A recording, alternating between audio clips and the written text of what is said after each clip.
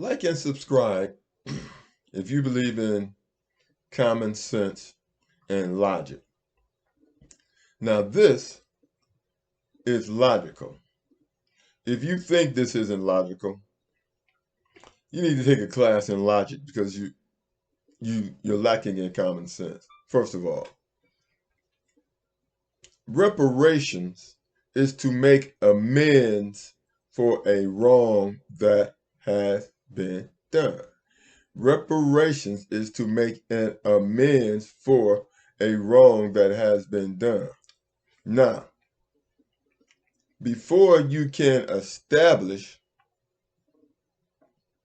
what the compensation should be, you have to understand the infraction. What was the infraction? And all parties must be in agreement with the infractions. You cannot put reparations to a vote because everyone is not aware of the infractions. You can't just say slavery because slavery came with many infractions. You can't just say systemic racism because that comes with many different infractions. So you have to add up the total amount of infractions to come up with liability, compensation. Liability, compensation. This can only be adjudicated in a court of law. To call systemic racism, slavery, stealing of patents, which is illegal, which is an unconstitutional law, as well as the dissolution. Some people like to call it deletion, but actually the physical body dissolves. So you'll have to talk about, in a civil court, you have to talk about liability. Now, in a court of, in the other court, you will have to decide murder. So you have two different types of court. You have a court for for murder and thievery and things of this nature, and then you have the court of compensation, which is civil rights. So you see, you can't put all of this under the euphemism and call it reparations when you don't even know what the damages were. You have to first discuss the damages. And you can't just say, oh, slavery. You can't just say systemic racism. You have to discuss all the violations to understand injury to determine compensation. That is only common sense. And the euphemism reparations does not even cover anything. All it says is, yeah, we did something wrong, but it doesn't say what you did that was wrong. How can people vote on reparations if they don't know what all was done that was injurious to the party seeking just compensation? You see, we shouldn't even be using the word reparations. We should be using the word just compensation for damages done.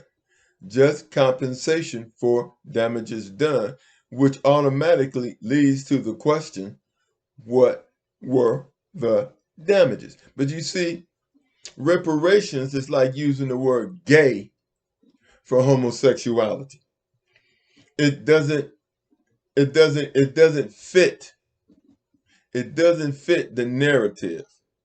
A homosexual can be gay, but a straight person can also be gay, which means to be cheerful or happy.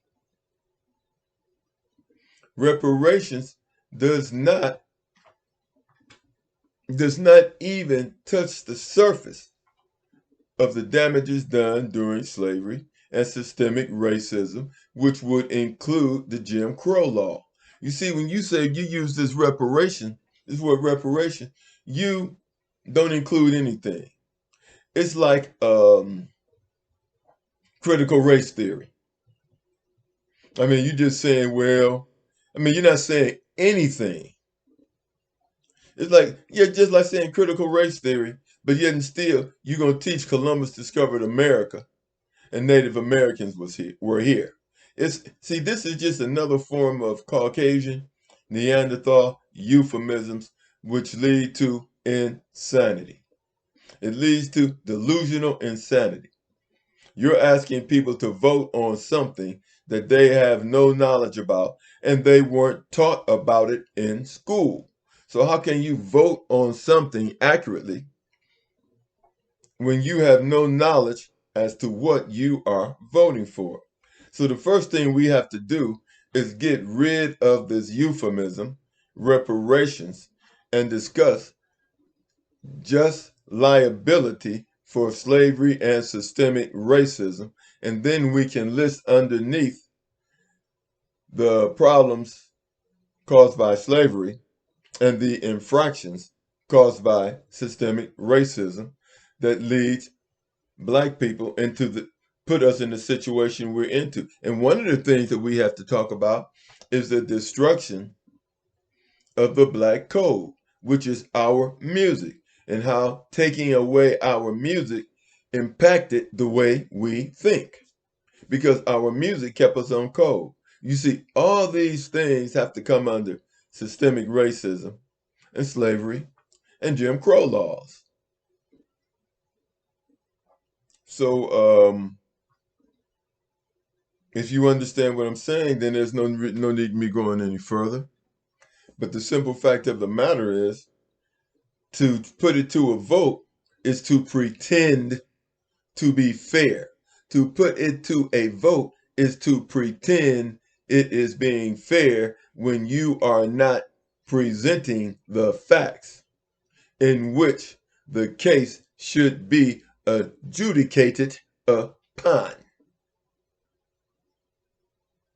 Like, subscribe, have a nice day if you're not afraid of truth and common sense.